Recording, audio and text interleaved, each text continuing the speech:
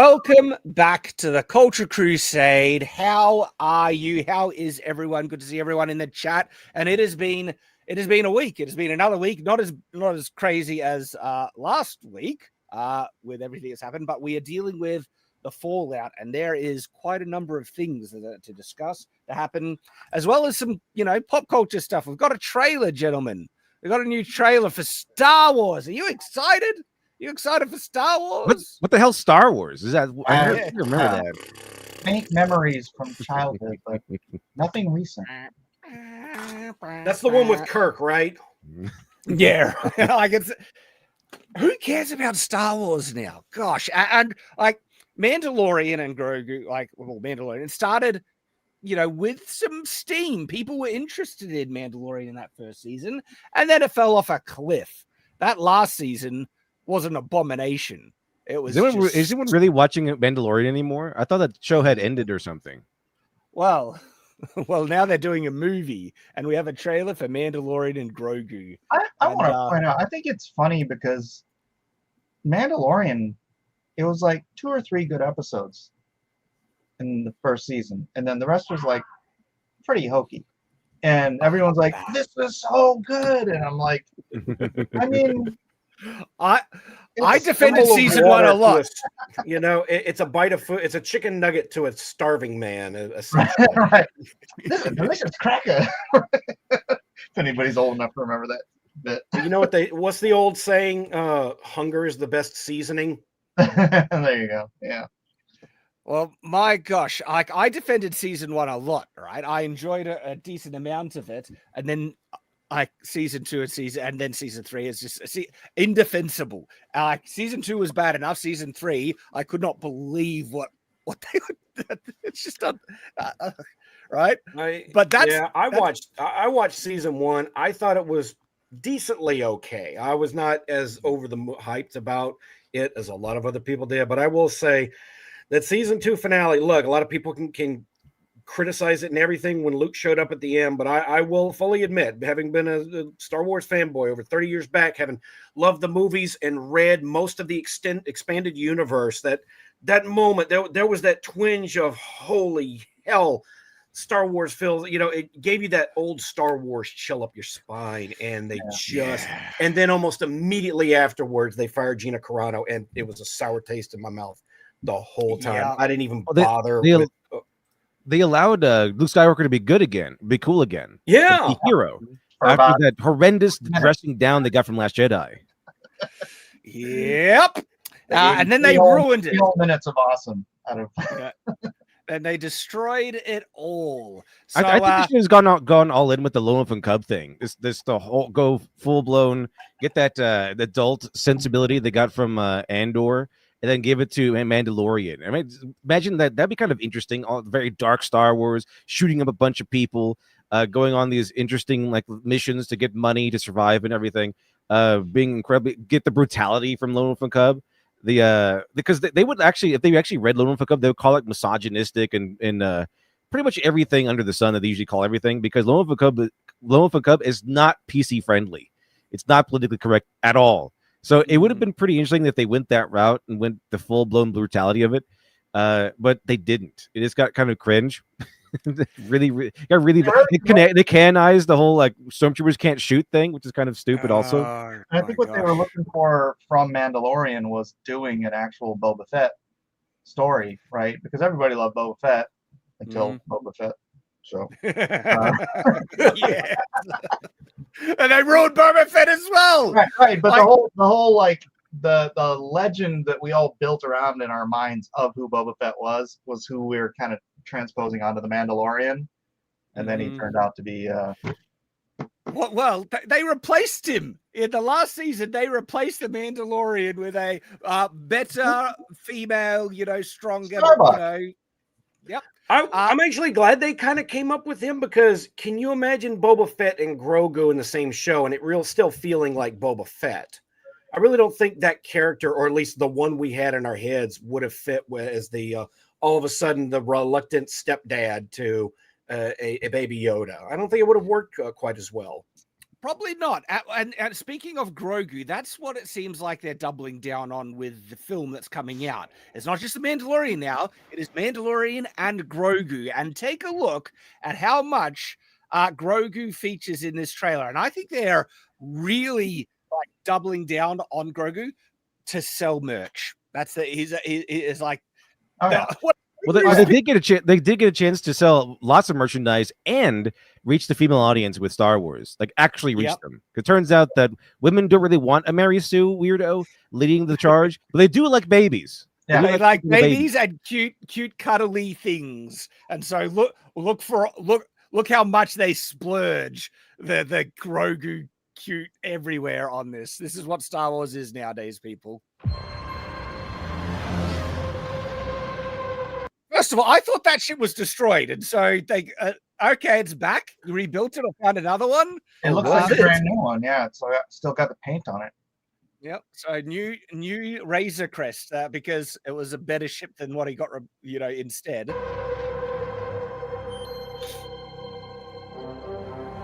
And again, oh look, it's a baby Yoda. It's so cute. Oh, it's like. This no joke. This is what they're selling the entire movie on.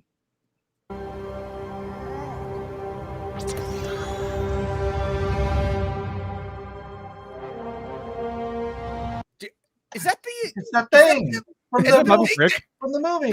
Bubba Frick. Bubba Frick. Yeah, It's Glump Shitto. Oh my gosh! So the other weird, cute merch selling thing, and. Bubba Frick.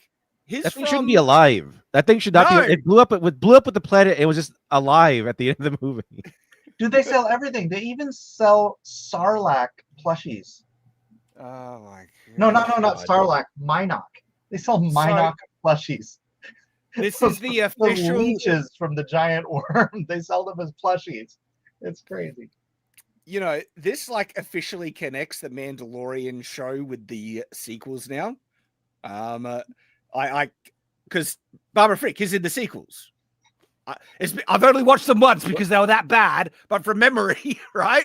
He must have been in the third movie because I don't remember this character, and I didn't watch the third. He's the one that worked on C-3PO. He fixes C-3PO. Oh.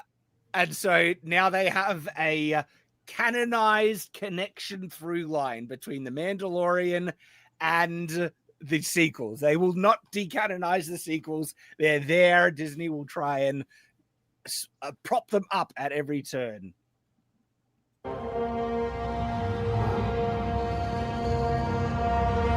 It's a baby Yoda. Sorry.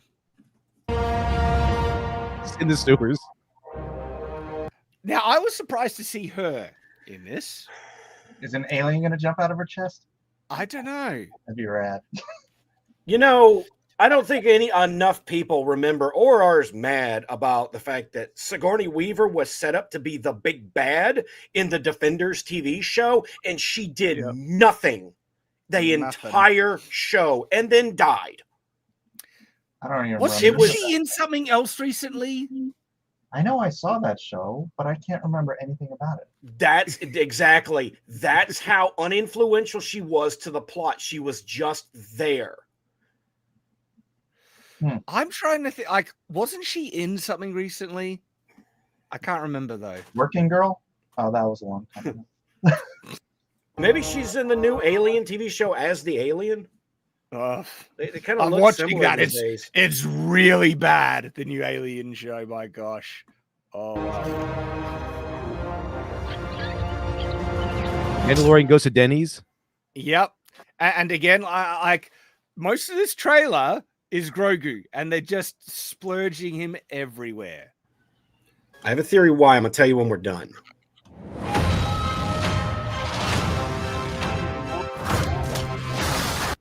And then it's just blowing stuff up and fighting. And so, look, at least they're not, doing the mistake where they tell you the whole film. It's just really... All right, the first part, they're trying to get the chicks. Now they're trying to get the dudes.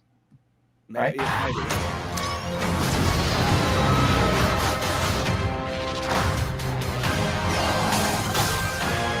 Now, was that Darth Maul? No. Yeah, somebody with robotic leg. I couldn't see it was on shot. Oh, okay. Yeah, it's an alien. It's Oh, all right. Those aren't robot legs. fighting. So, What the hell? There's more of them. They're gremlins. yeah, there's Okay, more Babu someone freaks. set it up for It kind of this feels like they really want to do like a Baby Yoda adventure or something, Grogu adventures. Remember how they did like those Ewok spin-off Yeah. movies? It kind of feel like they want to do that. Yeah, It's just like, getting out of hand. Now there are 3 of them. they want to get rid of the Mandalorian and just make it a Grogu franchise. They'll sell more merch that way. No joke, because they basically sidelined him in his own series. Oh my gosh. Like E.T. Huh. What chance do you think that this has of being any good?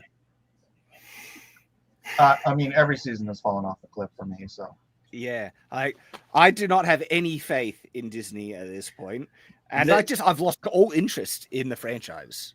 They have reached the point of apathy, and they definitely, especially after the Acolyte, do not deserve the benefit of the doubt anymore.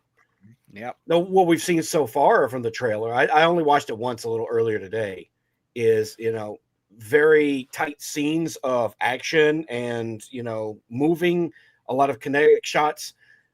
And if they kind of keep to that it's just a plain old ordinary adventure and not try and turn it into, a big sweeping space opera that, because that's not who this character ever was, they might have a chance. They might have someone that understands it. But again, they don't deserve the benefit of the doubt. And I haven't seen this trailer yet, but the only way this could save the Mandalorian is if at the last scene of this trailer, Gina Carano walks back in and goes, "Eat food."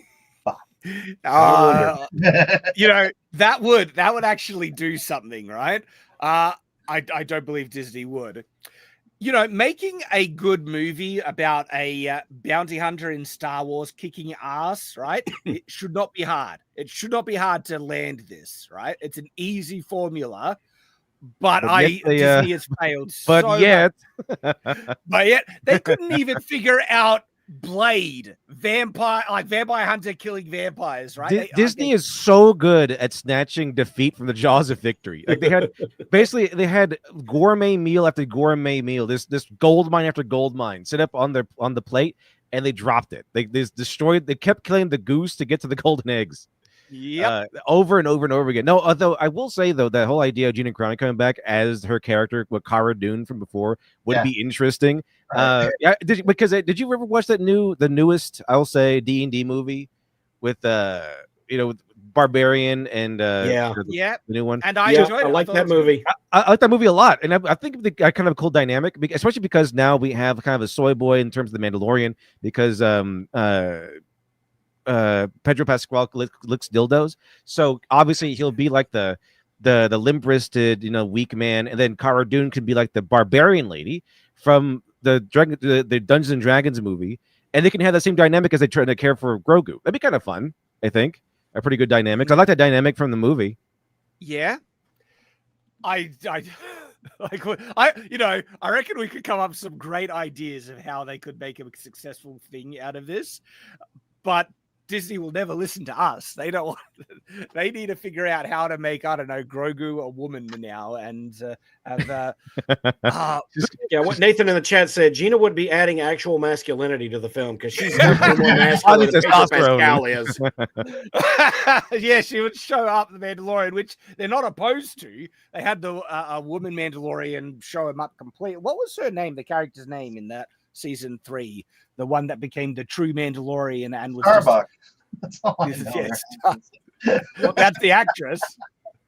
I forget. That's her from Battle.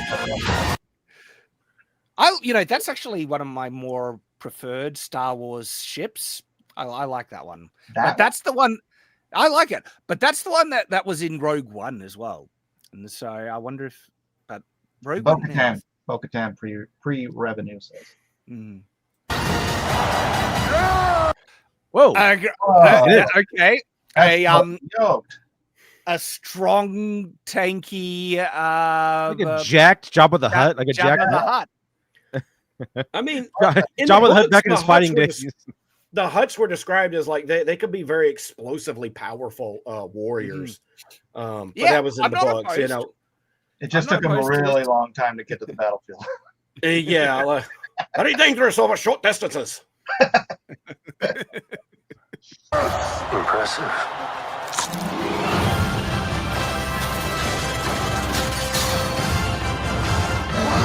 You know, the thing is, right? Nothing here is doing it for me because That looks I've like a lost Star all Trek faith. extra. Yeah, it's like a Star Trek, like what they call the I forgot what the Gorn. The Gorn. The Gorn, yeah. I will say this. I do like the theme for the Mandalorian. It's a pretty cool theme. Yeah, it's not bad. I don't hate it, honestly.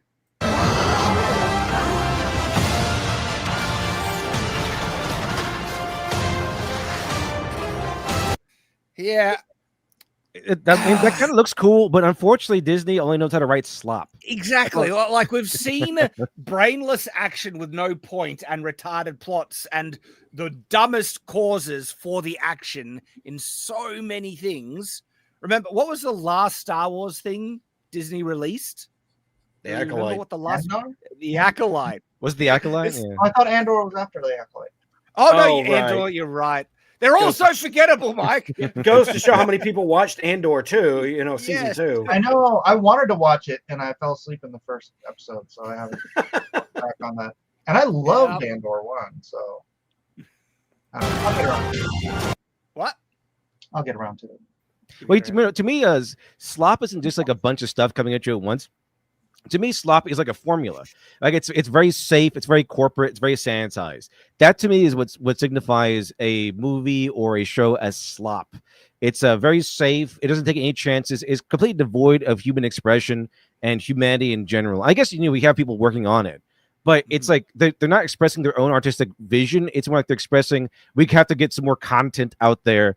And it's whatever it is has to be sanitized and comply with the modern day sensibilities. We can't really offend anybody. It has to, we got to have girl power in there. We got to have diversity in there. It's very, very compliant, very, very docile, and has pretty much defanged and domesticated. And then keep pumping that out. To me, that's what slop is. I'd say the slop is that this particular scene looks like 20-year-old video game graphics. So, I agree what you're saying, Litiv. It's like they have a production mill that just churns out this stuff on, I don't know, committee, basically, where all the tick boxes are checked and it just gets pumped out with no real, artistic drive behind it, something passionate that, and also with a complete lack of understanding of what they're making on top of that. I would even... Go ahead. Go ahead.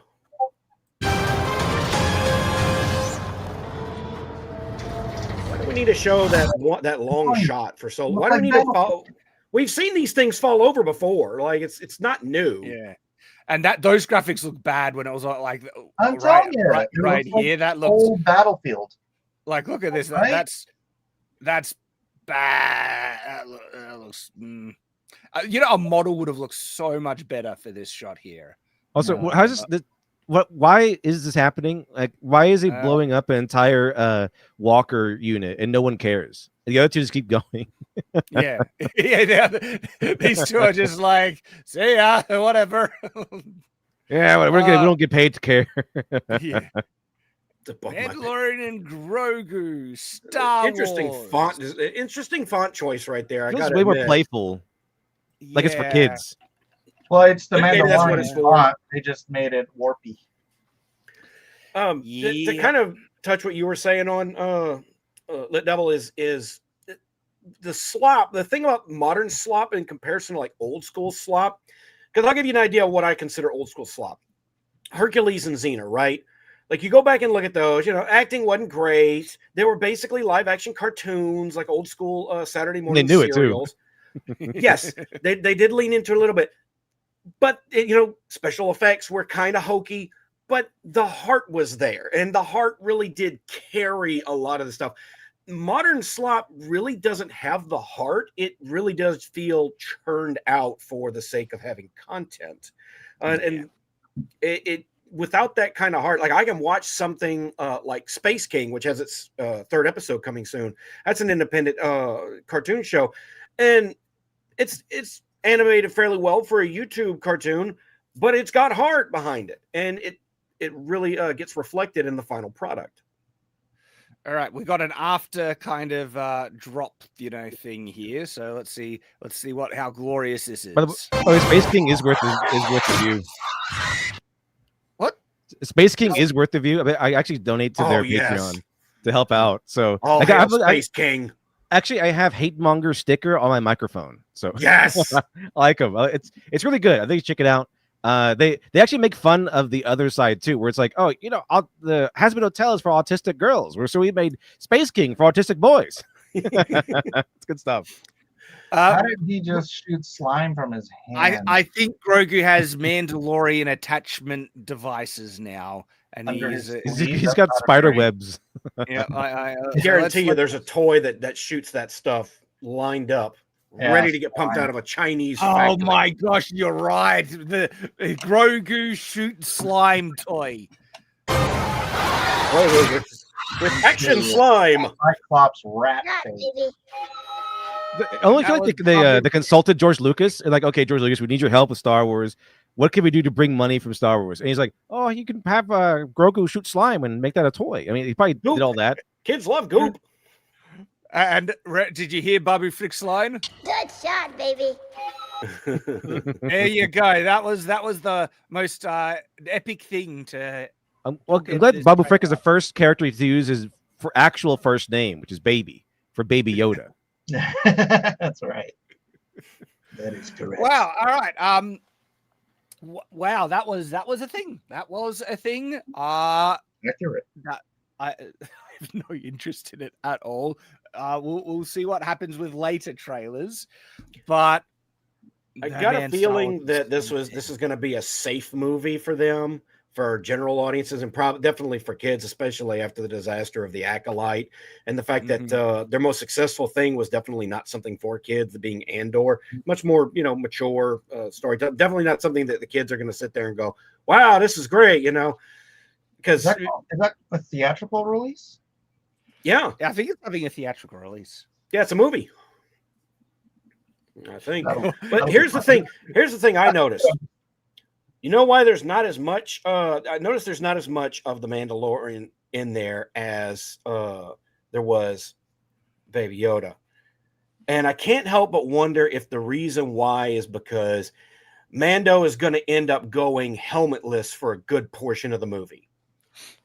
Because that Pedro Pascal and a lot of actors that sign up for these movies for these characters that have their faces covered up a lot end up putting something in their contracts where, you got to have their face out there. That's why Spider-Man was always ripping his mask off in the middle of crowds and in superhero movies and things like that. He did it a couple times, I know, in Mando 1 and 2. But from my understanding, like, he was way more helmetless in season 3. And I guarantee you, he's probably going to be seen a lot more in this movie. And they can't show any of that. I didn't even see his name in the title. But he'll want top billing because he's still technically a Hollywood leading man. Because technically, you could just replace him and not have to pay him as much with somebody else. Just get him to do the voice. I wouldn't notice the difference. His voice is not distinct at all. Right. I didn't even I couldn't connect Pedro Pascal's voice with Mando's voice. It was weird. I kept thinking he was somebody else for the first season. I'm like, that doesn't. I just forget that his voice. Yeah. Yeah. I forget that it is there. And I have no love for Pedro Pascal. So I've replaced him. They did seed the plot point in season 3 that it's just this kind of overly zealous religious practice to not show your face as a Mandalorian, because the effective leader of the Mandalorians, I almost remembered her name, the one that ends up with the Darksaber, Bo-Katan, that's the one. She's going around without a helmet all the time, and she's trying to tell him it doesn't matter. And so that's kind of seeding the thing, and maybe he adopts that later on. But I don't really care about seeing Pedro Pascal's face. Sue me. So that's Star Wars, everyone. I'm sure it'll save Star Wars. Keep doing what you're doing, Disney. I wasn't depressed enough this week. Thanks a lot. Well, speaking of being depressed, Mike, have you heard? Oh, it's gonna get worse. Yep. So Jimmy Kimmel is not cancelled yet, kind of still is. There's a bit to go on about this. So I called it. You did. I called it over the weekend. You have a tweet for that, don't you? I did. I put it in a private chat. Yeah. I speculated about it. I'm like, wait, this is probably just some ratings stunt. And to make him a martyr for free speech of some kind and then bring him back for a ratings boost that'll probably disappear within 2 weeks at the very longest. Oh, yeah. They gave him a little vacation. They gave him a vacation. He wasn't ever canceled. Just kind of gave him a long weekend. Yeah, let me bring up that tweet. I think it was to illustrate how insane the left is that they were more upset about him not being on for a couple of nights than they were about Charlie Kirk being assassinated. And it probably was to try and take a lot of the news away from that because that was putting the entire spotlight on how bad they are and their response to it. Yep, that was me. Yep. So John says, crazy thought, but is the Jimmy Kimmel firing a work? Like, are they going to pull we change our minds, Kimmel is back on the air next week, so that all this attention just ends up being a publicity stunt to boost his non-existent ratings? Yeah, I absolutely think, and that any boost that they get from this is going to be tiny and short. Because it turns out that his audience is basically just all boomers. It's like people who just kind of watched him for just out of habit, because he has like 1.5 million viewers, I think, like each night. But the 140,000 whatever them are floating around, that's the new people demographic. So 18 to 43 demographic. So that kind of means that those are new people coming in, that churning into his viewership. That one is like barely any of his numbers. His main numbers are just are outside of that demographic, which means they're all like 50, 60, 7-year-old people who are just watching him out of habit rather than because they want to.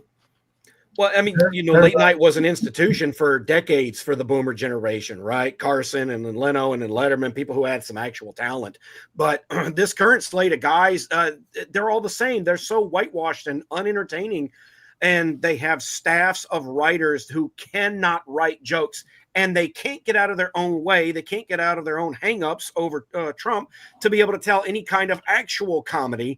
So none of their jokes land. It's just the We Hate Trump show for the last 8 years until finally it's catching up with them. Colbert's going to be gone. I was kind of hoping this would be the last we'd see of Jimmy Kimmel, but the rest of them are all under Colbert. So like in the ratings, they've got to know their days are numbered as well. Oh yeah. I just saw before I came on here, and I was just trying to find it, but I can't. That there's still affiliates that are like, nope. We're going to get to that. We're going to get to that. That's why I say kind of back, kind of not. So there's a little bit of information to go through in regards to this. So it says, this is reporting from Culture Crave. Last Wednesday, we made the decision to suspend production on the show to avoid further inflaming a tense situation at an emotional moment for our country.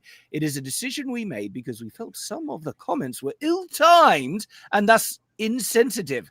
Oh. This is like, hang on. When they say ill-timed, that means we do not disagree with those. We just thought he said them at the wrong moment. Right. That's what that means.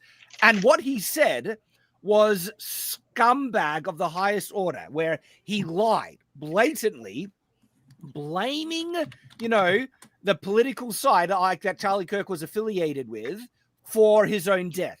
Effectively blaming Charlie for his own death, saying it was just MAGA that did it. All right.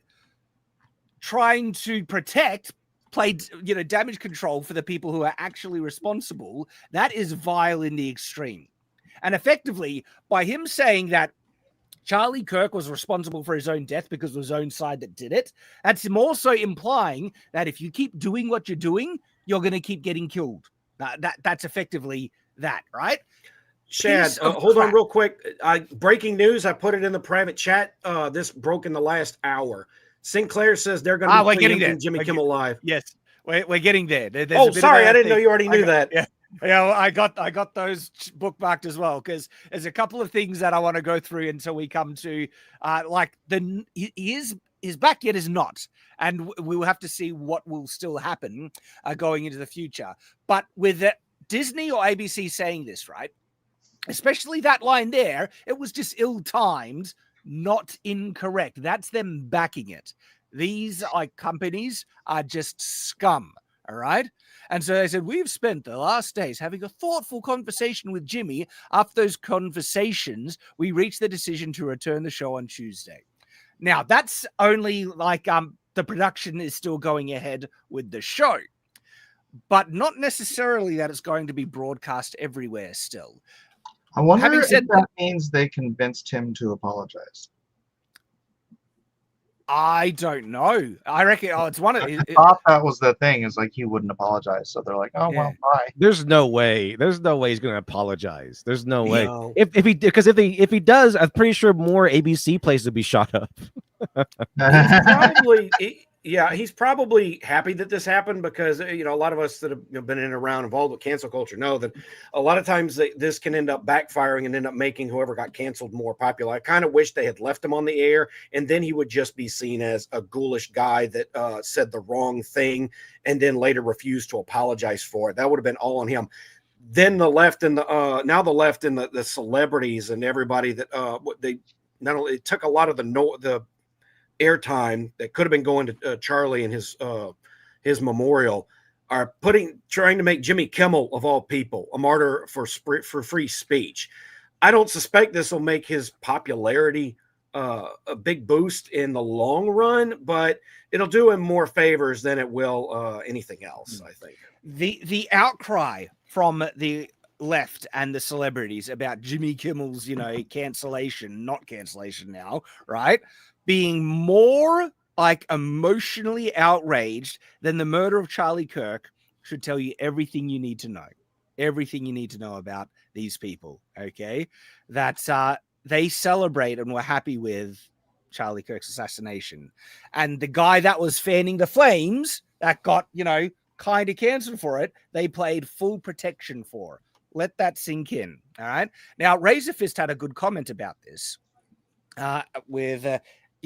supposedly coming back. He says, this effectively proves the Orange Man wasn't behind the firing, by the way. Don't hold your breath for an unqualified admission of error from those who claimed it was. That was everywhere across, they're saying Trump and the government basically colluded to get Jimmy Kimmel off the air, right? Tyrannical, fascist, authoritarianism, and all those other buzzwords. This is fascist. They're screaming this is fascism incarnate, censoring up front. And it's no, that wasn't the case at all. It was what looked to be a business decision that the business is now backflipping on. And it's but they'd only be doing that if, there wasn't someone forcing the issue from the higher up government. So, of course, they don't care about the truth. They don't care that this proves that there was no government involvement on this front. And they're not going to, backtrack or change because they don't care about, admitting that they're wrong. It's all just a cultural fight for them. The thing is, though, it's not completely gone, kind of, where this news only broke in the last hour from us going live. The Sinclair spokesperson... a Sinclair spokesperson confirms that Jimmy Kimmel's show will be pulled from their ABC affiliates indefinitely, despite news of ABC bringing back Kimmel's failing show. So this is one of the broadcasters. Correct me if I'm wrong. So it's it's in the middle. They're bringing him back, but they're going to show him on their affiliates. Mm-hmm. And so there's a large number of, I guess, either broadcasters in a number of areas, states that control what does get aired, and they're still pulling Jimmy Kimmel. They're not bringing that back, but they do have this line. It says, beginning Tuesday night, Sinclair will be preempting Jimmy Kimmel Live, which means replacing it with something else, right? Across our AB affiliate stations, and replacing it with news programming. Discussions with ABC are ongoing as we evaluate the show's potential return. I don't like that line. It's that sounds like they are considering bringing it back, depending on what he does. And so if he does they They should play old episodes of Politically Incorrect, because that's the show that Jimmy Kimmel replaced. Bill Maher got canceled 20 years ago Really? and replaced with Jimmy Kimmel. Now, they say sources tell me that the network wants Jimmy Kimmel to apologize to Erica Kirk for maliciously lying about Charlie's murder. We'll see if he does that. He's not the type of, he's the type of guy that will either do it the most slimy, groveling, insincere apology where it'll just be, him putting on his a show, right? And it won't be genuine, or just double down completely. Or he'll do it in blackface. You're right. Well, he's done that before. Has he apologized?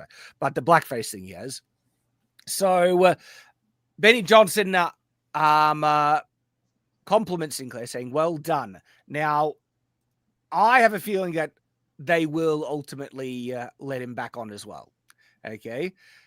The left gets so much protection for their bullcrap that I see equality feels like oppression to them. Keep in mind that Gina Carano got fired because she told everyone to go, hey, stop blaming your neighbors and demonizing your neighbors. This is not good. This is how this is how Nazi Germany happened. They started blaming their neighbors, and so one set of neighbors allowed the other set of neighbors to go to the gas chambers. So that's kind of what she said essentially, and they fired her and blacklisted her for years after that. This guy does something horrifically worse. Like not even worse. I mean, bad, because that wasn't bad. What Gina Carano did was not bad at all. She actually was essentially calling for peace and unity, and she got fired for that because how dare you? And what Jimmy Kimmel did was say, MAGA bad, and then oh my goodness, he lied and got punished for it. How dare you? This is a free speech crisis of America. Like it's so overly dramatic. Meanwhile, Roseanne Barr told a joke. And Barack Obama called in to have her fired. Like that. How come these were not crises of free speech, but Jimmy Kimmel getting a long weekend off? That's something we've got to rally around. And Jimmy Kimmel is a complete hypocrite, right? He celebrated other people's cancellations, like Tucker Carlson. This is him in regards to Tucker Carlson. Fox News has severed bow ties with Tucker Carlson. After all these years, they are parting ways, which means he was fired. I mean, that's really what parting ways means. And look, they're all cheering that on. They don't have a problem with cancel culture at all, these hypocrites. Tucker couldn't be reached for comment. He's already on a plane to Moscow to meet with his manager. But what a shock. I mean, what an absolutely delightful shock this is. And yep, he's completely chuffed. Jimmy Kimmel's not even funny. He's just doing these basic jokes like, "Oh, did you know he works for Russia?" Ha ha ha. Well, what a genius! What it could be like. Dave Chappelle is actually a comedic genius. Like he gets like some pretty funny insights, some takes and things because he works and cares for it. Jimmy Kimmel comes on and goes, "Trump, am I right?" And that's it. This is the great comedic genius would be losing if he got cut from ABC. And last 8 years, same joke. Last 8 years, however long he's been on, gets all of his jokes on Twitter. Yeah, he doesn't get it from the right Twitter because I've seen way funnier people on Twitter than what he puts on TV. Oh, and by the way, like for the stuff that he has done in the past, if he was anywhere on the right or a conservative right, they would have excised and axed him years ago. He's done blackface, he's done horribly misogynistic, stuff on his, what was the Man Show back in the day, right? All right. If he was a conservative, he would have been excised for all of that. But the left don't care about, consistent standards. That is a horrible misogynist, according to what feminists, would proclaim.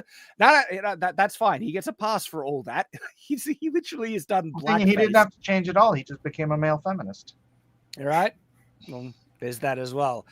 And so they protect their own, even if they've done all the things that they have destroyed other people's lives and canceled them for.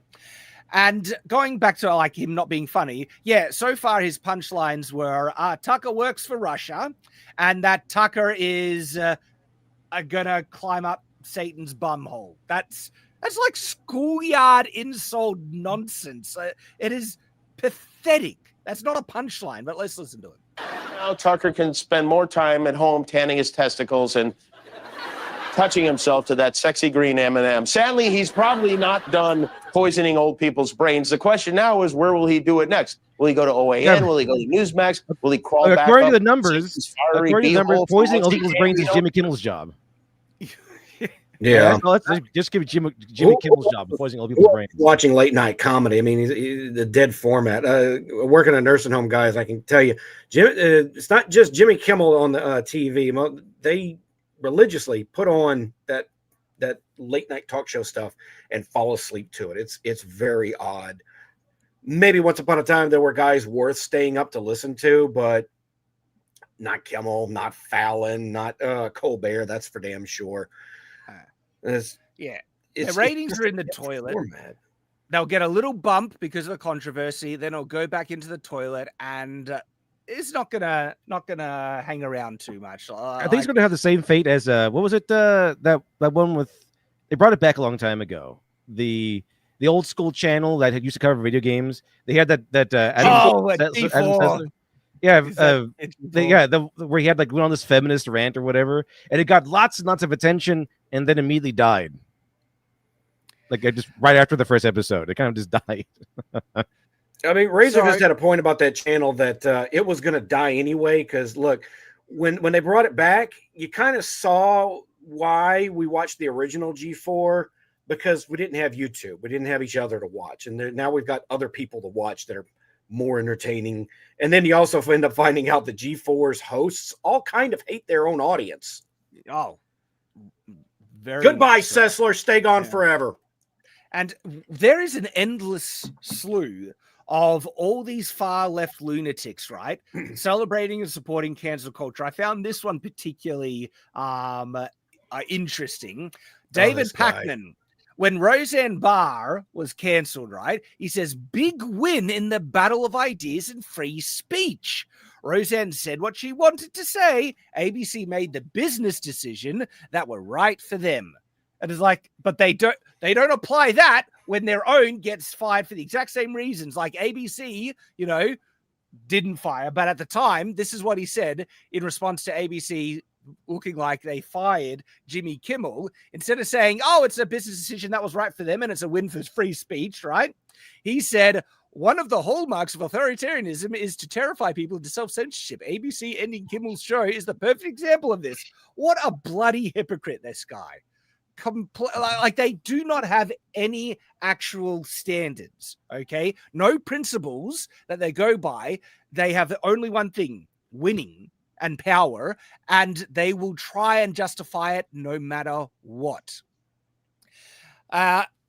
Even when they twist themselves into pretzels to try and do it. And there are like lines of massive examples of constant cancellation on the right. I've got tweets here, but I won't go into them all. But we see it again and again and again. Now, Jimmy Kimmel, I think they'll probably still like not renew his contract because, again, ratings and financial decisions. I've heard some rumors to say that there was a shoot. Remember that, like this week, some psycho shot at an ABC office or something like that. Yeah. And so that was again from the left. Gee, which side is the party? Party of violence. This is this was the one firing all the guns at people. Mm-hmm. Right. And so one of the rumors why ABC is bringing it back is because they were afraid for their own lives because people were shooting at their offices. That's not a bad idea. I mean, not shooting. I mean that not shooting. They would do that. Yeah. Don't put me the wrong way. What's funny is I just looked it up recently, and terrestrial TV, like I was like, why on earth does ABC still have these licenses? Does anybody watch terrestrial TV anymore? And 20% of households are still on terrestrial TV, and I think the fact that 20% of households still have to choose between what can come to their house via radio waves, that's the only reason they have the freaking ratings that they do. Yeah. Because 20% of the households in America have no option to watch something else.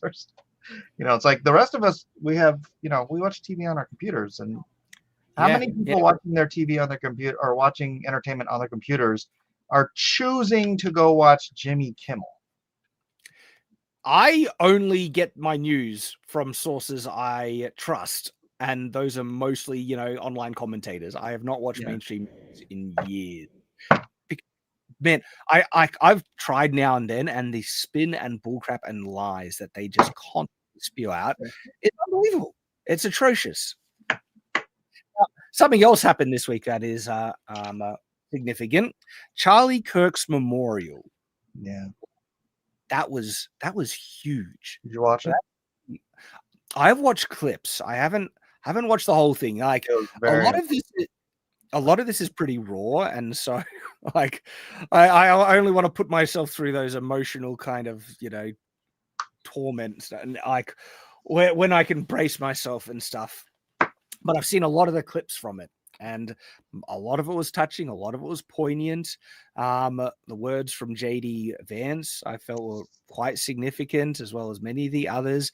And Erica Kirk, I couldn't. As soon as she started talking, I started choking up, and I was like, this one. Man, I her forgiving the guy, that was crazy. Of course, it was called a Nazi rally. So like someone call it Nuremberg or something. Like, what the hell's this? What the hell? Why is everyone retarded? Because you have really are left. What was it? It was Destiny that said it. There's a lot of them. It's not just Destiny. It's like a ton of them. Like, oh, it's Nuremberg. Oh, it's these Nazi rallies. Like, I remember that Kim Jong Un or Kim Jong Il from World Police. Where he's like, why is everyone so fucking stupid? That oddly enough, that's also Destiny. I'm Rounry. So Rounry. Oh my gosh.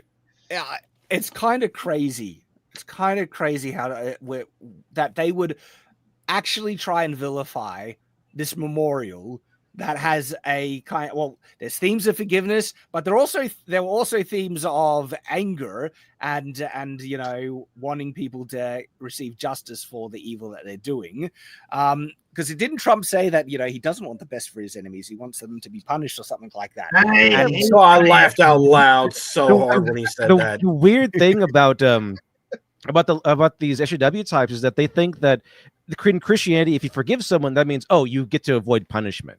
Which is not true. It's not true. I can forgive you, but you still have to get punishment. If you murder my dad or my mother or something like that, I can forgive you for it, but you still go to jail.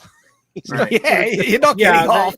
Yeah, it's not a bill. It's not like she asked him to let him out of jail and drop charge like that. No, the federal government is charging this guy. There's what she says in a lot of ways kind of doesn't matter in that regard. It's like sometimes I think they're just willfully stupid to make it sound like they're smarter than other people. And I'm at a point, I think they are intentionally malicious. Like they know what they're doing. When they call this a Nazi rally, okay, they know what that implies now. When you call someone a Nazi, you are saying that person deserves to die and should be a target of violence. That is what that means. And so when they call this a Nazi rally, which is truly insane, it is such a pointless label that means nothing to us because we know how much of a lie it is, but their side believe it. They equate, people like us as evil as Nazis. And think about that. Nazis, people who are actively committing real genocide, actively thinking certain groups of people were subhuman and just crazy in the extreme, right? They think we're the same as that. Yeah, if Nazis were that nice, they wouldn't have been a problem. So it's insane that they would vilify it to that level. But that's the intent. The intent is to get people killed. That's what they're doing. And calling this entire, memorial a Nazi rally is like them saying they would be happy if everyone in that huge, stadium got bombed or died or were murdered. That's effectively what they're saying. They're scum. They're evil. That's why we call them demons. They are actively trying to incite, crazy people to murder millions of people, just like me. They want me dead. And they don't hide it. They do not hide it. They actively come out and say it these days. Dancing on TikTok and everything. They want you dead, Chad, because you don't like their Star Wars, and that's and they think they're the reasonable people. Unironically, like most people, if you ask them, right, like why do you want him dead? Why do you want this Shadiversity fellow dead? Because he doesn't like Star Wars. That sounds insane to most people. That sounds crazy. Well, he didn't like this female character in the Star Wars movie, so he must die. Like that's weird. That's insane to people. Also, they hate Charlie Kirk, and they want him. They're glad he's dead because he didn't like the word empathy. Yeah, he liked the word sympathy instead. Right. But just the idea that you want somebody dead because don't you have any empathy? I mean, there's a certain irony. Well, they good people on both sides of them. They cut his quote in half so it sounds more evil, because what their objective is to paint everyone on the right as these soulless evil demons, as like we're just robots, we have no empathy, no none of that, we're just evil monsters. That's kind of what their objective is, to paint us as. And so they cut Charlie Kirk's quote in half, so he goes, I don't really like it that we use the word empathy. So they cut it there, so he sounds like a monster. But then what they don't want you to hear is that I prefer the word sympathy rather than empathy. That's what they do. In their echo chambers, they convince themselves of these things, and they're never exposed to divergent thoughts. And when they are, they dismiss it like that and belittle. And we know why they do it. It comes straight out of the Marxist playbook. It has for a long time. So not only that, when they're confronted, they feel like they're getting physically attacked. Right, because politics is personal to them. It's their identity. Into so much of their personality that you disagreeing with them is a form of violence and aggression against them.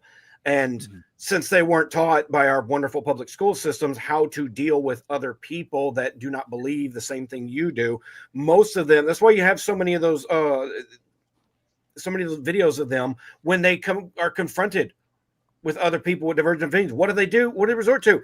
Either violence or screaming, because they do not have the ability to contemplate.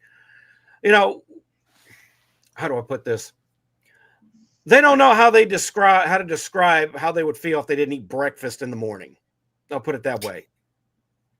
They're midwits that think they're smarter than they are because they do.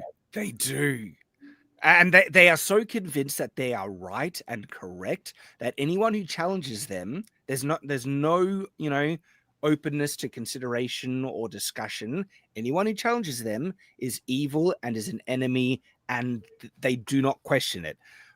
They are gone so off the deep end to being in the extremist category that they celebrate assassination and murder and want us dead. They've come out and they're doubling down. And this is why the right needs to fight back, cancel them. They don't deserve a voice in civilized society if they are actively encouraging and celebrating murder. All right, that's a simple line. Like free speech, yes. Calls to violence and calling people a Nazi is a call to violence. Now we know we have the indisputable proof with the assassination of Charlie Kirk, right? Calling people a Nazi, everything like that. Nah, you've crossed a line now. That's not freedom of speech. You're a criminal, and you deserve to be punished as a criminal as a result, and you deserve to be banned from the platforms. You deserve to be fired, right? You do not, and especially if you have any job of any influence, like a teacher at a school, university, if you work in healthcare or you're a police officer, and you are celebrating the murder of people, you deserve, like, no way in hell do you deserve a position in any occupation like that. Not a chance. Okay. And the right needs to push back just to, harder against this evil. It is insane and it's evil. And we're kind of, this is what I'm kind of seeing on the right at the moment. We're kind of come to a point where we've realized so many of these crazy people, the people who are dancing on TikTok for the murder, they seem to be beyond discussion. You can't reason with them. Like we've seen people try. Charlie Kirk tried. Look what happened. Okay. where I don't see a way to be able to reach them to say, what you're doing is evil and vile, and they won't have a bar of it. In fact, whenever you challenge them on any intellectual level, again, they feel like they are being assaulted. They consider it violence. And so what are we supposed to do at this point? It's like we're kind of really seeing that there is almost an irreconcilable incompatibility with these people, and it's evil. Yes, we cannot be compatible with such evil like this. And so many on the right are kind of waking up to it, that holy crap. Oh, I think a lot more people on the right and in the center have kind of woken up after seeing not just what happened to Charlie Kirk, but a lot of other people's response to it. And a lot of people that I know are drawing lines. I drew my own lines. I walked away from some people, including a family member who posted a quote from Oscar Wilde that some people only better the world by leaving it. I'm like, really? You're a dad of 3 and you're going to post that? And he blocked me. And I'm like, okay, fine. You know, if that's what it comes to, don't also take into consideration, Shad, that there are some people who simply hate life, and they hate the one who provides it for us, God. And no matter what they see, they will not accept anything other than an utter genocide of any opposing views. And that's not something that's ever going to be a reality in any way, shape, or form on any side.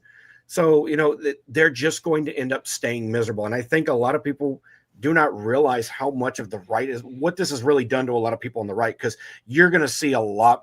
I'm already seeing a lot more people, even myself, just done with discourse. Just drawing the line and saying, really no, the wrong. we had a guy for discourse Kirk, though, and you shot him. Yeah. Right. But that doesn't mean you reject everything you believed in. Right? The purpose of Charlie Kirk's whole message was we can't stop talking. Like, isn't there a caveat there though? Like, until they start trying to murder us, like. There comes a point when we tried the talking and they're trying to kill us. No. What are you going to do? Get out there and start shooting people? No, but no, we have to be the ones trying to convince. There has to be consequences. Others. There has to be consequences to them celebrating murder, like them getting fired. Well, that's one thing. That's fine. I'll celebrate that, but that doesn't mean you stop talking to people as long as they're willing to talk to you. It's when but who's willing to talk? Like, they have to show that they're willing as well. Like, you know, right. We cannot just be lining up for them to shoot us. Blocking you, would you have blocked him? Probably. Really? Because I got an idiot. If there was a discourse between him and me, and he said, and he didn't think about it, but you know, maybe that wouldn't have come to that. But I had my finger on the block button before he blocked me. If he was going to continue with that, Charlie's entire life, and I think that. No, I think Charlie, I think Charlie would have had a line where, hang on, we're trying discourse, and they are just trying to murder us. I think that there is a line that Charlie would reach. Now, I agree with you that if they're willing to talk, of course we try and talk, right? But I'm saying we're waking up to realize and see so many are not willing to talk, and they just want us dead. I'm just really worried about the idea of just shutting everybody out because they're not on our side. It's like, no, that's not it. We have to, and plus this is the time to harvest. You know what? Like, so many people are going to be awoken to how insane the left is when they hear all this crap and they believe all this crap. It's just like what happened to Tim Pool when he got the very fine folks lie, right? When he saw the whole tape, he's like, wait a second, you guys have been lying this whole time. What else are you lying about? All these other people that they hear, oh, Charlie Kirk said this, Charlie Kirk said that. All they have to do is 5 freaking minutes of research, and they'll be like, wait a minute, he didn't say any of that. What else are you lying about? And just like Tim Pool got red-pilled, millions of other people are going to get red-pilled. And this is the time to harvest those guys and talk to them and let them know.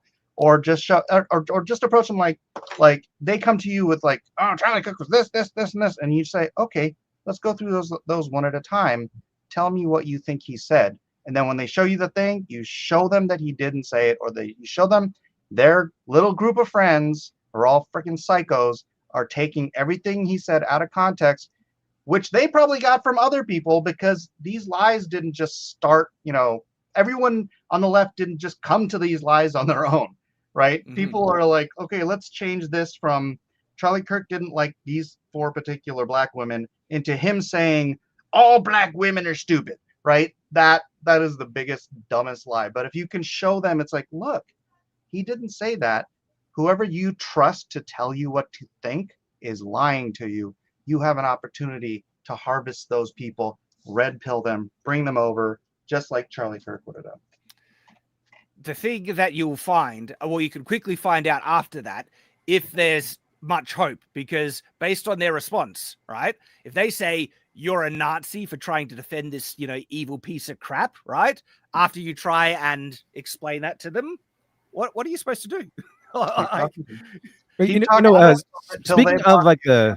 Speaking of one side, and I have seen a lot of people like wake up to this, and people who are Democrat have gone over to the Republican side, or a little more to the right, or at least have woken up to how insane the SJW left is.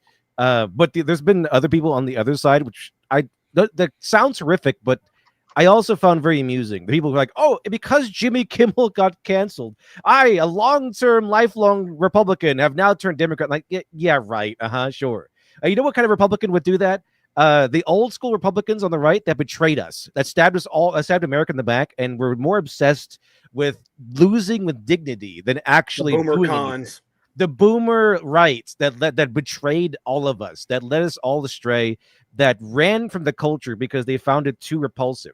So they left the arts and they abandoned the academics, and and they went to radio because it's more refined or something like that. This is a contingent of people that allowed all of this to happen because they were not there to fight. They were obsessed with doing only what they thought was dignified and only losing with dignity as opposed to actually trying to win.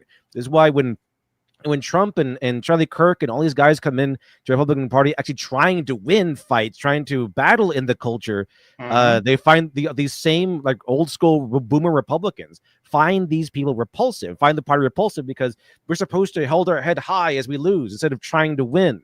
And so these people are the ones saying, oh, Jimmy Kimmel got canceled, so I, a lifelong Republican, am going over to the left. Well, I know what kind of Republican you are. You were an old school boomer Republican who abandoned the culture and would rather lose with dignity and put your own pride above reason than try to fight in this culture. And so, that's just hilarious. Culture, we win by converting people to our way of thinking. Octane Junkie in the chat says, I've seen people already getting the truth on who Charlie was, and they're not happy about being lied to, and they're leaving the left over it. And that's absolutely. And that is an opportunity. So I think what we're finding here is that we're like, you're both right. We need to find a middle ground, because I am of the opinion that we have tolerated many things for too long and allowed evil to fester too long. And now, this is not me saying that we need to throw out tolerance out the window. No, I'm not saying you're like excise everyone, but there are a couple of lines that I think we need to be pretty firm on. And I say this in a tweet, right? Where I say, we've tolerated evil too long. People calling others Nazis or accessories to murder, charge them. That is a call to violence now. We should have a zero tolerance stance on that. Anyone celebrating innocent people's death should be charged as accessories after the fact. Anyone, and this is, I think, an important one, where our tolerance of this ideology, it has in large measure led us to where we are right now. Anyone identifying as a communist, which takes away people's vote, should be banned from voting. I actually honestly believe that we're at this point. Communism is more evil than Nazism, right? Mm-hmm. And we do not tolerate Nazism. If someone is an out and out admitted neo-Nazi, right? They have the swastika on their arm and everything like that. Do we allow them to be teachers in schools or to be police officers? No, of course not. Because that we know that's a hard line that we will not tolerate. I say we need to hold that same standard to communists, people who outwardly profess that they are communists, right? It's like, well, we know what that ideology is. It's pure evil, okay? And our tolerance of that has in large measure allowed them to get such a foothold in so many institutions. Dude, we let them teach our kids. Well, this is why when I speak against these old school boomer right wingers, that were all for abandoning society and culture. Why I find that so irritating, because ever since they abandoned culture and academia to the Democrats and those kinds of people, what else could the generations be exposed to? They were exposed to endless ideas from the left, communism, all the way, socialism, communism, all that stuff. And so, to the point where today people legitimately believe that if you are conservative or right wing, you actually cannot make art. That you do not possess the skill set or the creativity to create art. That's how damaging the boomer right was when they abandoned culture and they decided to lose with dignity and try to just go off to radio or something. That's the damage they did. Was that all the majority of culture that we are exposed to now is just left wing. It's not really anyone's real fault in that measure, because of course they're going to create their culture because they didn't choose to abandon the arts. They didn't choose to abandon academia. The boomer right did. So one thing I think that is very important today is if you're not on the SJW left, then your job is to create, at least some people's job. If you can create culture. Bad job, baby. So get in. I'm not. I don't want civil war. I don't want blood in the streets or anything like that. What I think the alternative is, what we should be doing now, is doing what Charlie Kirk did. Because what Charlie Kirk was doing was exactly what the boomer right decided not to do. He was bringing the perspectives of the center and right-wing people into the college campuses. He was exposing right-wing views that have been absent from the culture for a long time back into the culture, and making them more and more normalized, because they were not normalized because they've been absent. But he's kind of bringing it in there, and kind of, even if you disagree with his views and the views of the right and the right-leaning people, then you can at least kind of comprehend them for the most part. I mean, yeah, sure, we're going to have a bunch of craze out there, but the very idea that people are right now going in from the left, who from the left and who vote Democrat and all that stuff like that, they're going in there and actually listening to Charlie Kirk and exploring this stuff, and we're getting droves and droves of people saying, "Whoa, I was lied to. This is crazy. I'm no longer supporting these people." Tells us that there are lots of people out there that are receptive to truth and messaging. So it's important that what Charlie Kirk was doing was bringing these viewpoints into the culture, back into the spotlight. And so Charlie Kirk was not the only one. And he's not the only, he wasn't unique in that way, where he's not the only one capable of doing that. He did a great job. He was very, very talented, but other people can do likewise, either through debate or through culture, making art, writing books, things like that. So I think it's very important for I wouldn't even say right or center. I mean, normal people, sane people, to come in and start producing culture, arts, all these things, TV shows, whatever it might be. That's important, because we've seen how damaging it is when one side just retreats from the culture and allows one perspective to dominate for so long. And in regard to what you're saying that was the tagline of my channel when I was doing shorter videos, was because, as Andrew Biper always said, that the politics was downstream from culture, but he missed the more vital part, is that culture is downstream from media. Cultures are built on story. The things we remember about, or that we know about ancient cultures, it's all based on story. Story is the driving factor. It's the starting point of what defines our culture. Our culture is based on the greatest story ever told, right? But we, as creators, we who can take that responsibility, we do have to make, to Litdev's point, we do have to make the story, the media that shapes the culture, because we have abandoned it to the left, or they've just taken positions of power so that they could just scoot out anybody that disagrees with them. Well, like I said, there's been complacency and too much tolerance of evil. Now, what you're saying about what Charlie Kirk was doing, Litdev, what Charlie Kirk was doing was showing intolerance of evil, where he opposed evil positions. Like there is this type of complacency where, oh, you support abortion, whatever, right? It's like, no, we should be intolerant of that. It's like someone supports abortion, speak up and say, well, that's evil, right? Speak up and stop, giving things a free pass and allowing it to get infested into mainstream thought, basically, of just something that's, yeah, okay, willy-nilly. And there are so many things like that, right? Where we tolerated, like, what feminism has been doing for years, right? Vilifying masculinity, making out men to be evil completely. And it's just, like, feminism, modern day feminism, is insanely sexist. It's a sexist female supremacy movement where it's not about equality. It was never about equality. It was about taking away the power away from men, giving it to women to make, women at the top. And it's all about revenge, right? And that is an evil thing. That is an actual evil thing. If your active, philosophy is to suppress and destroy, entire group of people's lives, right? And that kind of tolerance and complacency, letting it get a foothold, right? Not enough people push back. And Charlie Kirk was pushing back. He was pushing back with his voice, and I think we should still do that. Going to what John was saying, right? I think there is a line when someone is like these people on TikTok, right? They were cheering and celebrating Charlie Kirk's death. And if you try and reason with them, you're a Nazi that deserves the same fate in their mind.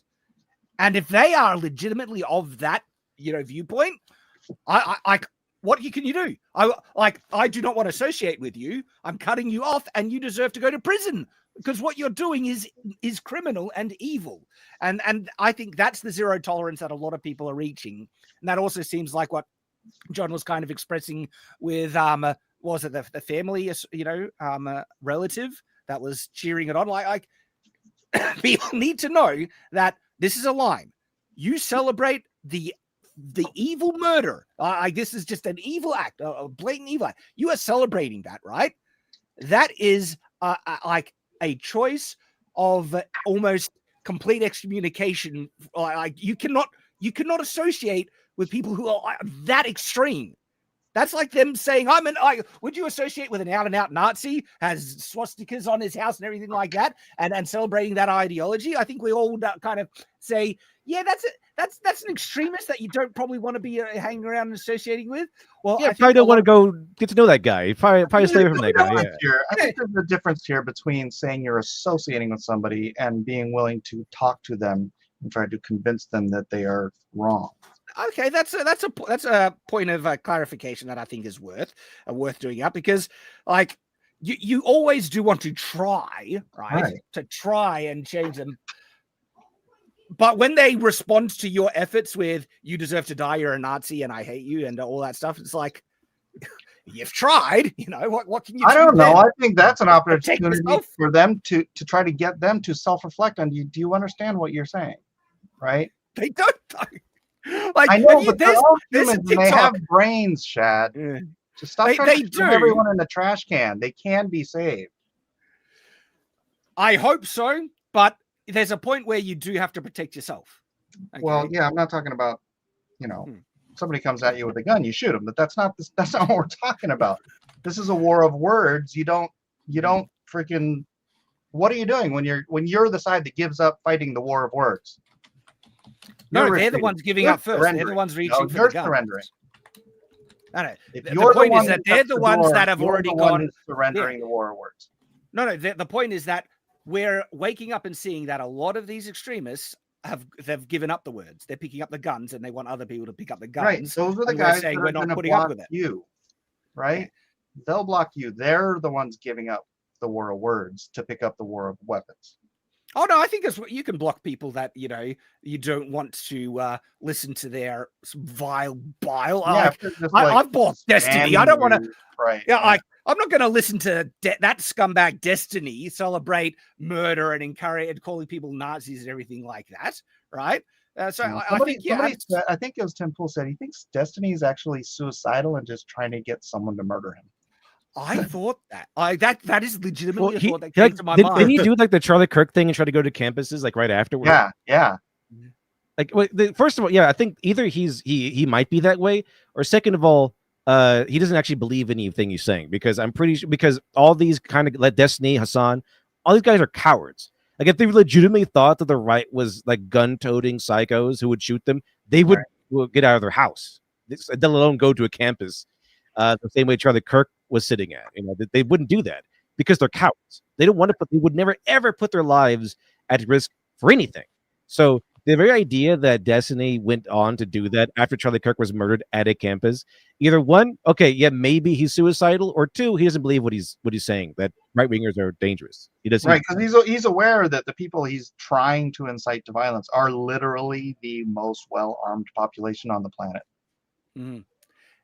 It's funny that you had that thought. Like just the other day, I was thinking his life is ruined. He's lost all legitimate credibility because of how extreme and insane he is, and is just shown himself to be a liar scumbag that only cares about trying to win points, and he is actively called for genocide and murder. This guy is crazy, and he's an example of someone that I think is, yeah, probably someone that's worth blocking, you know, with it, like, if you don't want to put up with that crap, right? And he's already going to court for some really serious sexual, you know, abuse allegations, filming people in sexual encounters against their consent and stuff. This guy is a scumbag of the highest order. And so I would not be surprised if he's actually suicidal, because it's ruined his life so much and his future prospects look like prison, right?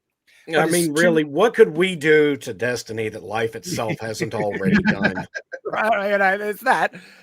And if he wants to end it, I could legitimately see all this extreme baiting, trying to enrage people on the right, is just a scummy tactic he has to try and get someone on the right to murder him. So he wants to try and become a martyr for his side. And it's like I don't think you'll have as much of an impact as Charlie Kirk. Charlie Kirk was a good person, Destiny. You've shown yourself to be pretty awful. I won't celebrate your death, because I think any type of political assassination is vile, awful, evil, over the line, and should not be celebrated in any way. Right. But it is interesting that I you know, and that's just speculation, but I have had that thought. It was like, is he trying to get himself killed here? But I don't think the right is as violent as the left. I'm not saying we don't have our crazies. I mean, we do, but nowhere near as much as the left. We have not been rioting and murdering and going crazy in response to Charlie Kirk's assassination. Also, if we wanted to assassinate anybody, we wouldn't have to borrow somebody else's gun. Well, that's one thing that we'll you know. Well, not you, Australia. Talking about Americans. I've got swords and nunchucks. Hey, you know that happened in Japan, right? Remember that? Yes. Oh yeah. They killed the communists, though. Like, he killed the communists with a sword. Oh well, yeah. To kind of reiterate a point you made about kicking communists out, Shad. Excuse me, sorry. There needs to be like an asterisk in there, because most of the people that spew a lot of communist based rhetoric will say, "No, I'm not communist."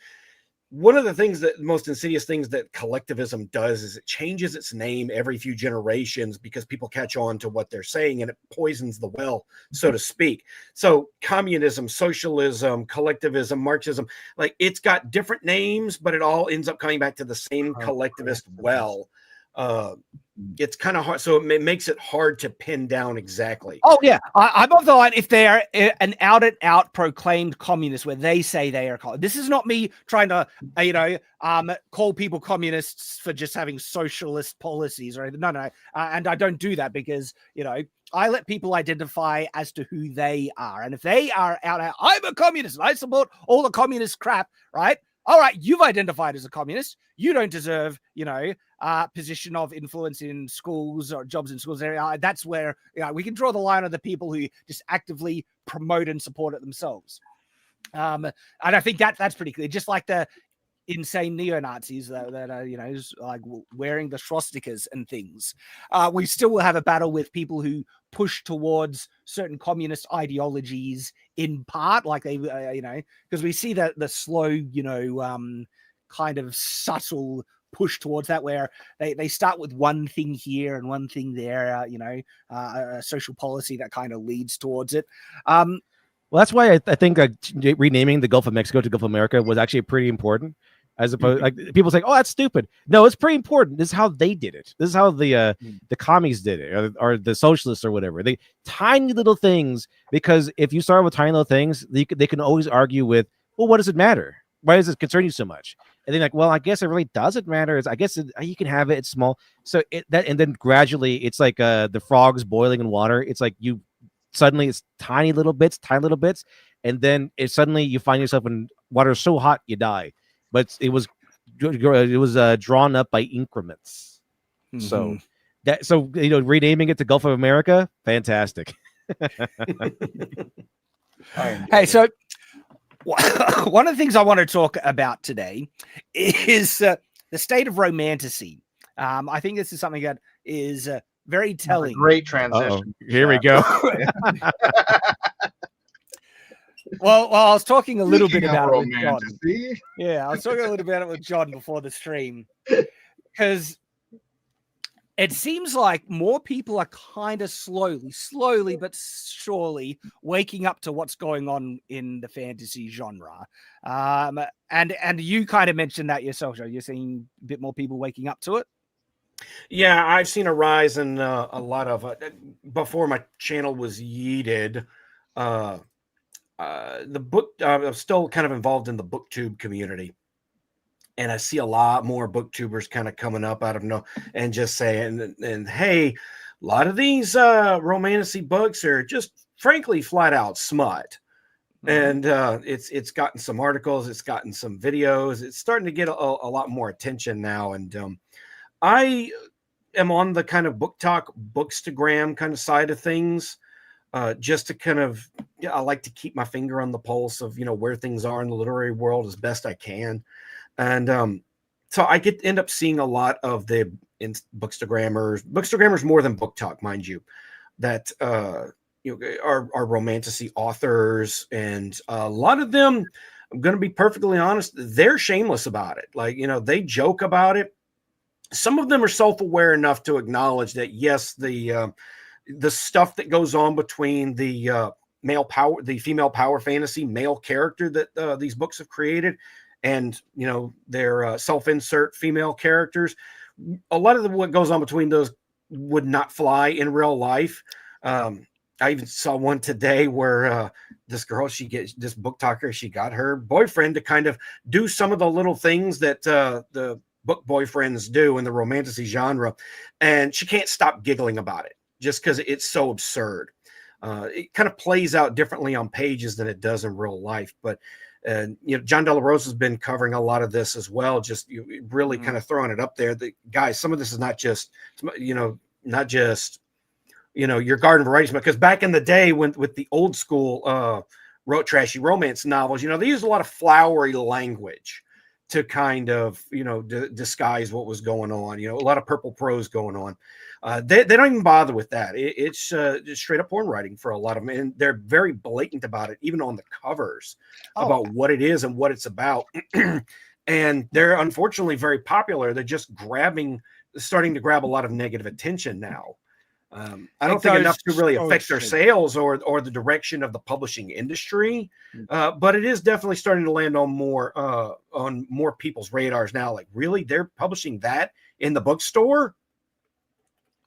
It goes so extreme, like bestiality, all right, grape, CP, even, and it seems like it's hidden in these books, right? But it's sometimes the core theme of the books. And no, they don't even hide it. Yeah. Well, I say hidden because people oftentimes don't look past the front cover or even read the blurb, right? But it's still on the front, store shelves with this smut. It is extremely perverted, like literary pornography. That's what this is now. And it has gone under the radar for way too long, to the point where it's infested a complete medium, basically.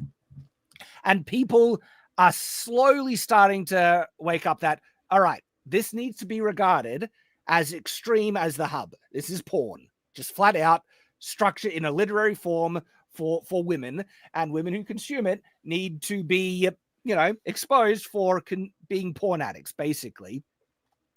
Now, As to will the publishers wake up? I don't like. It'll take a bit more backlash, I think, but at least more people are starting to see it, and that's because people are pointing it out. What McSkittle said in the chat, very, very, very true. If you had given your book a flowery-looking cover and had Lyra fall back in love with Dalen, Holy you could have crap. and just called it a romantasy. They would have been fine with it. Yeah, right? Holy crap. Yeah, I still hold the position that people owe you an apology, Shad, because a lot of the critiques come from with the I can't believe he put this in the book. I can't believe he's doing it with such a horrible mentality, blah blah blah. Which I mean, if you just called it romantasy and made the main character like a beast or something, it would have been a-okay. Yeah, Your booze mean nothing. I've seen what makes you cheer. Yeah, that is not entirely accurate. Shad would have to republish it with the lesbian's name. Like if I was a Shadina leftist, Brooks. celebrated. But of course, I don't do that because I have a different intent behind the purpose of the story. But my gosh, you're absolutely right. Now, what's also kind of disturbing about this stuff, right, is that oftentimes they get away with more extreme stuff because it's written. Whereas if you depicted this in any type of visual format, it would get like so banned, because some of this stuff is grotesque in the extreme, but because it's written, again, kind of goes under the radar a bit, or it gets this pass where people are not seeing it for what it is, where this is actually extreme graphic pornography, right? Catered for women, and heaps of women are hooked on this smut, and they should be, exposed. Like okay, you're addicted to porn. That's essentially where it affects their brain in the same way that regular pornography affects the male brain as well, and it creates. It really does end up creating a very negative effect. And you try and bring that to their attention. A lot of them are very, the addiction's got hold. They're very denying of that matter. But there's some female article writers who are pointing that out, and I'm hopeful that it kind of brings the trend to an inevitable end. Yeah. Which, speaking of coming to an end, good transition right here. I've got to go and grab my son from school. No Shad, worries. If I get back before the end, I'll try and jump back on. But if not, gentlemen, it was a pleasure as always. Later, John. No worries. We might be wrapping up a little early this stream as it is. So cheers, mate. Appreciate you. There's just a couple of few things that probably want to share as we begin to wrap up and then catch up on the generous super chats. We appreciate you all. Have you heard the rumor that's kind of floating around that in the remake of Harry Potter, that they might be trying to make Voldemort a woman? Voldemort a woman? Have you heard that? It's gonna be a circus, a clown show. I mean, I wouldn't put it past them. Isn't that misogynistic? They're going to make basically Voldemort is fantasy Hitler. That's literally kind of what it is. I mean, without exaggeration, that's who he's supposed to be, because he's supposed to be leading like this revolution of pure blood wizards to wipe out all the muggles and mudbloods. So they thought, okay, fantasy Hitler, obviously a woman, right? That's what I'm saying. When you're making your hero a particular kind of character on purpose like that, instead of just fitting into the world, aren't you targeting them as the bad people in the world? I mean, that's like misogynistic to make make Hitler into a woman, right? Didn't they complain for years about like, oh, stop making the blacks into the bad guys? Girl Hitler, right? Girl Hitler was a Venture Brothers joke. That was a Venture Brothers joke. It was Girl Hitler. We're in parody one. I wouldn't put it past them. If they're willing to cast Snape as a black man when he's described as so pale and everything like that, anything, they'd be willing to do anything. And I could 100% see them doing that. Voldemort woman, because they have no moral consistency. Yeah, it's whatsoever. It's all about the DEI. Hollywood hasn't abandoned it. It's just as present, and I'm losing so much. I think I was already like done with it with the Voldemort casting, and this one's kind of, you know, if it goes ahead, it's still rumor,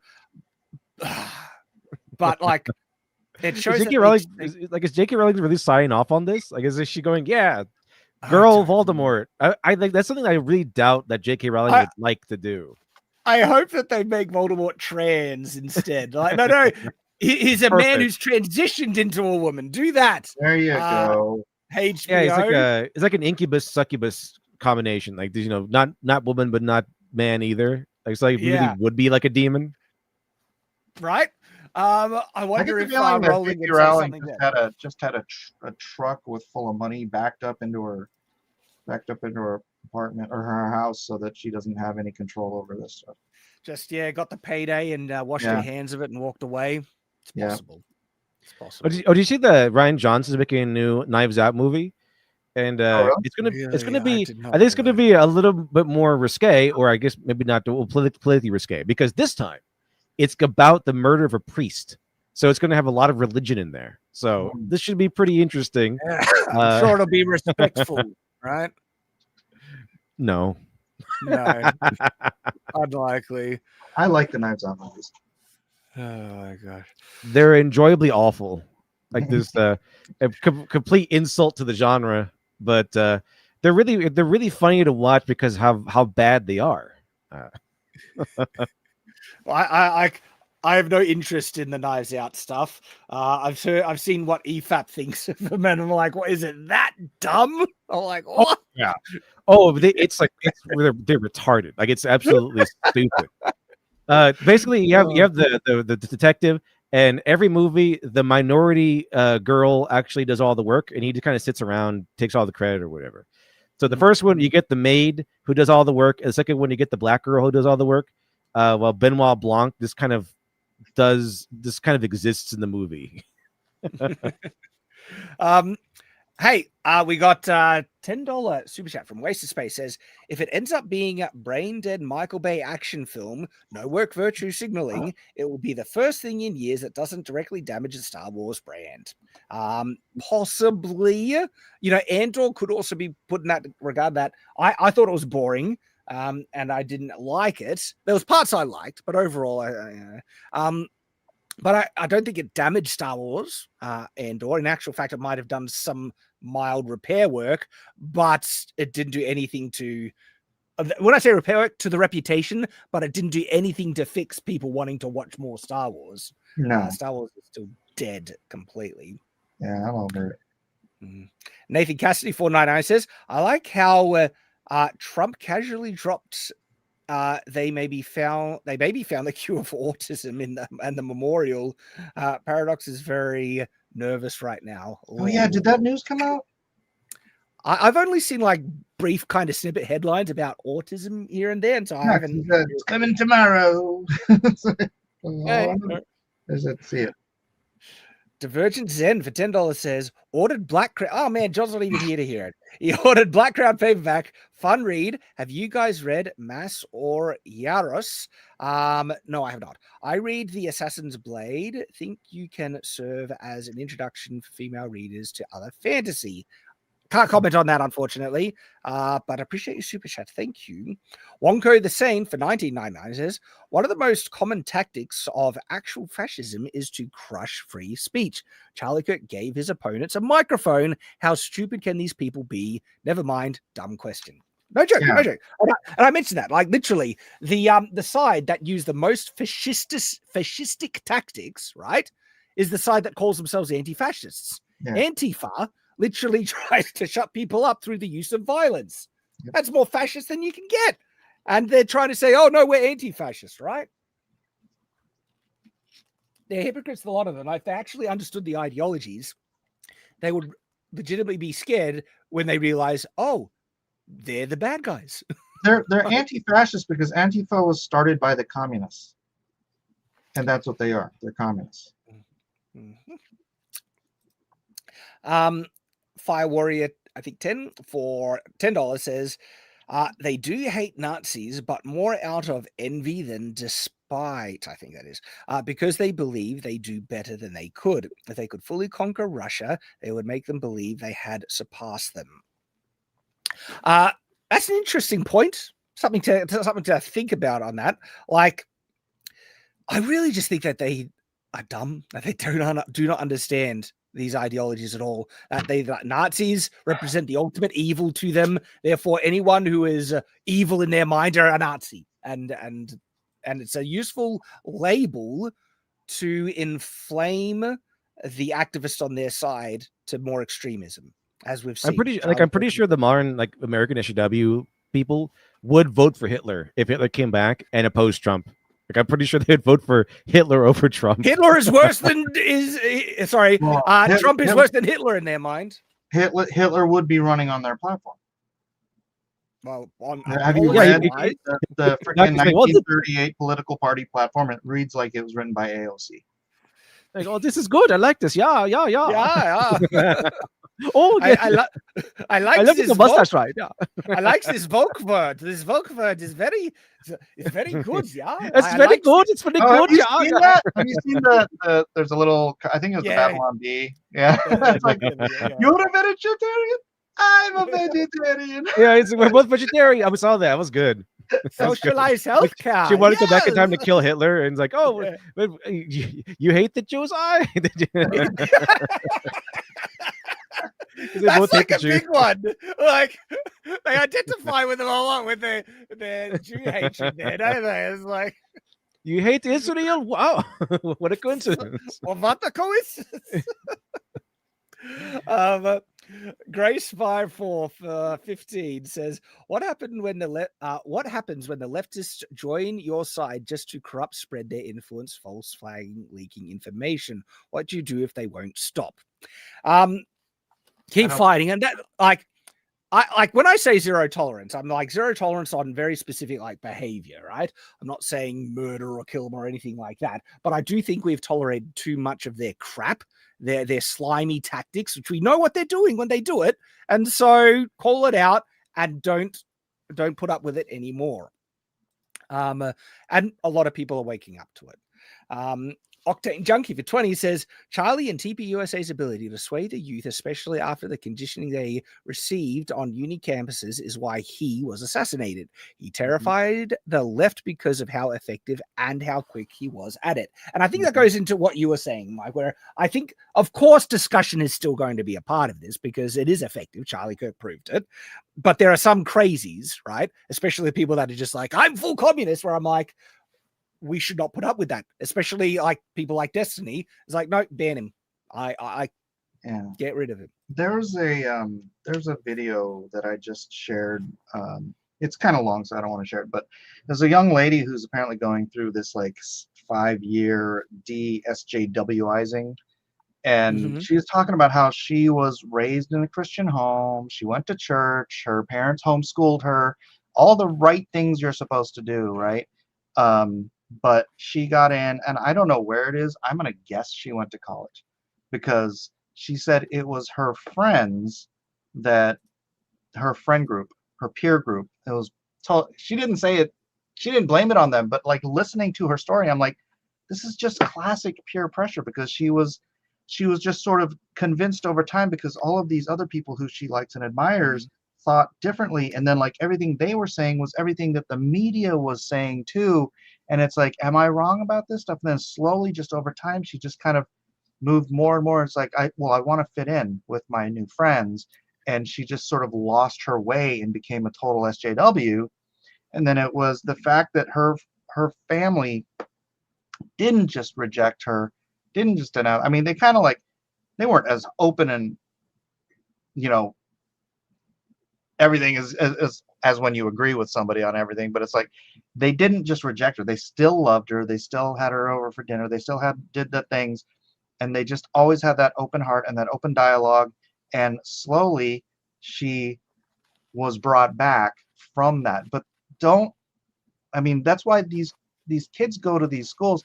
They're not just being indoctrinated by their teachers. The peer pressure they get at these schools cripples their ability to maintain it's like my at high school group, our old pastor used to just always say, show me your 5 closest friends, I'll show you your future. And that's what it is. The people that you whose opinion you value the most, when you're 18, 20, it's not going to be your parents, it's going to be your friend group.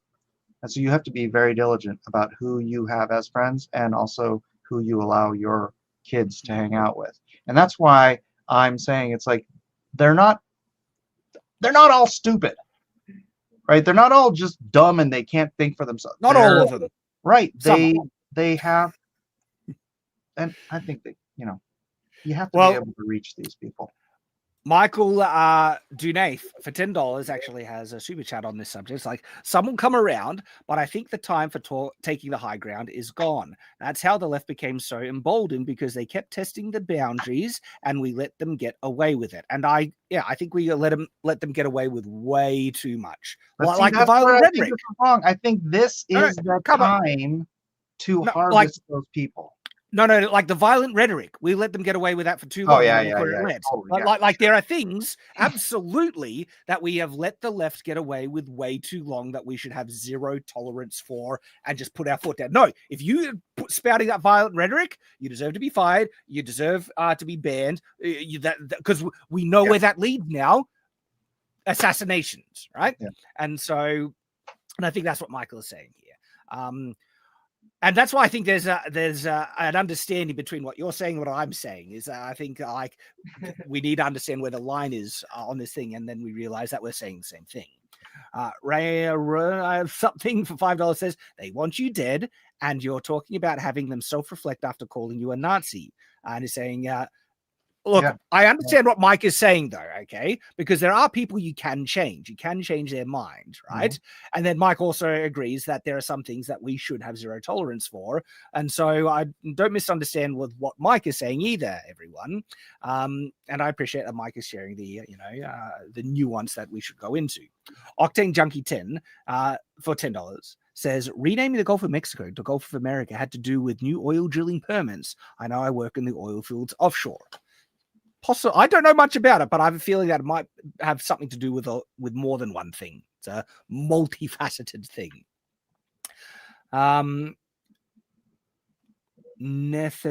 Fish 5 Canadian says, I started reading With Fire and Sword by Henrik Circle something. Immediately became a favorite. He is to Poland what Tolkien is to England. Interesting. Okay. With Fire and Sword. I'm going to try and keep that in mind. Poland. And then Mark Deshamed for $2 says Jimmy Kimmel is mainstream Hassan Piker. I don't think it's as bad, but like there are some things he says that he's perfectly happy with censorship. Okay. And some of his dialogue, though not as explicit, does encourage kind of, hatred and even violence and stuff. I'm pretty sure he's just milquetoast, just the safe opinion man. That's kind of what he is. All righty. So need to call it a little bit earlier this stream, but I appreciate you guys, appreciate the conversation, and also everyone who's left the chat. LitDev, I think there is something that you want to mention as we Oh, absolutely. So speaking of building your own culture and answering their culture with our culture. Yes. I do have Lady Midnight, Devil's Dwell in Silent Springs, funding on Indiegogo. And the most painful thing is that we're at 99 backers. We're just one backer away from 100. So we're almost there to that. We are 25% funded, which is pretty cool. We reached that landmark yesterday, and which is pretty good. But we're just one backer. We see one more backer to make it to the first 100 backers. Guys, can we get one more backer? At least one more. One more backer. Come on, backer. But here we go. It's a supernatural murder mystery.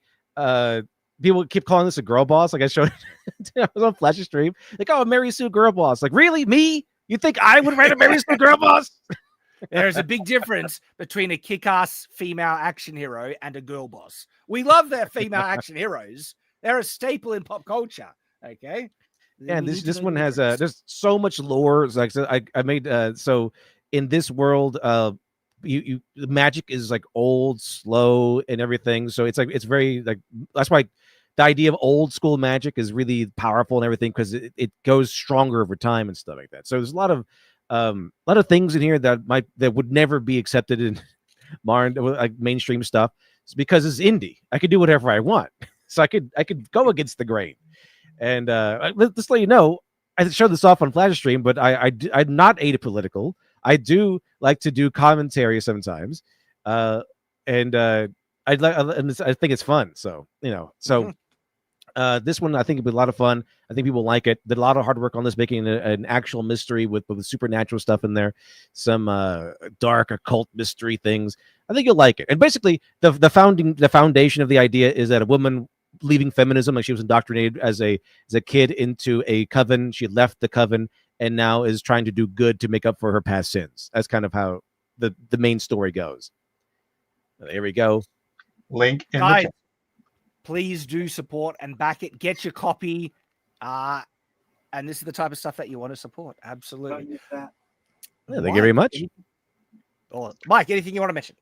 Yeah, I mean, if you like any of my commentary, you want to hang out, I do a daily, I don't know, sometimes it's a Bible study. So recently it's just been a lot of politics.